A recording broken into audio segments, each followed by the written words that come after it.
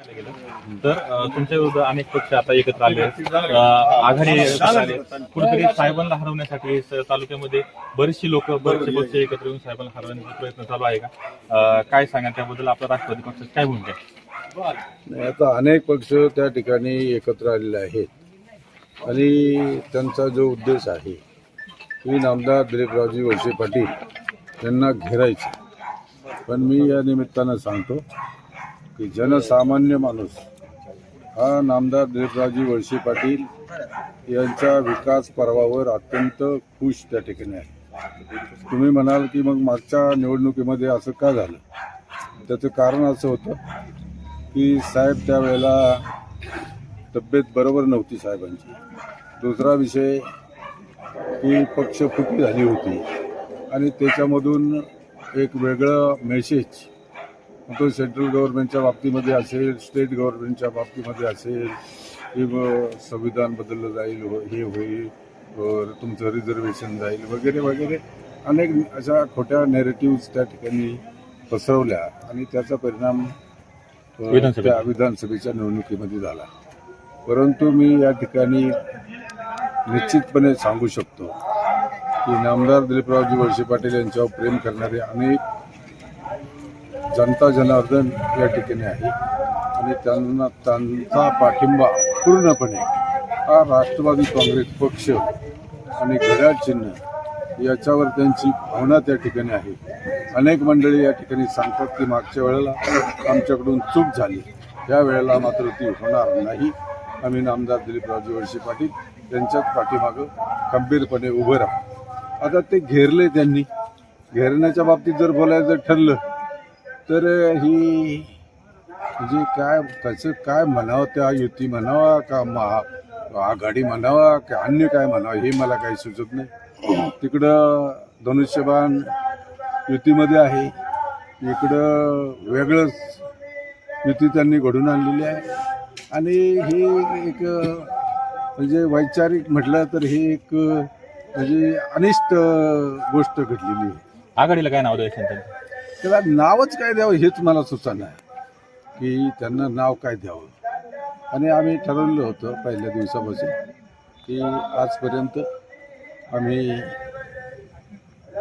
राष्ट्रवादी काँग्रेस पक्ष आणि घड्याळ या चिन्हावर त्या ठिकाणी लढायचं आणि आमचा तो ठाम भूमिका आहे की आम्ही त्याच्यात कोणताही बदल त्या ठिकाणी केलेला नाही आणि करणार नाही. पाहिलं तर बऱ्याच ठिकाणी महाराष्ट्रामध्ये दोन्ही राष्ट्रवादी एकत्र लढतात. आज तुम्ही उमेदवारही आहात आणि एक तालुका अध्यक्ष महत्वाची भूमिका असते.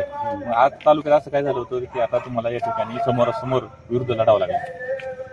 नाही, तो भाग जो आहे हा वरच्या लेवलला त्या ठिकाणी की सर्वांनी घड्याळ या चिन्हावर लढावं आणि जुन्नरमध्ये तसं घडलेलं आहे. परंतु या तालुक्यामध्ये काही नेते मंडळींनी आम्हाला घड्याळाबरोबर जायचं नाही ही भूमिका त्या ठिकाणी घेतली. आम्ही एक वेळ शिंदे सेनेबरोबर जाऊ, एक वेळ त्या ठिकाणी उबाटाबरोबर जाऊ, परंतु घड्याळाबरोबर आम्ही जाणार नाही अशी काही नेते मंडळींनी त्या ठिकाणी भूमिका घेतली.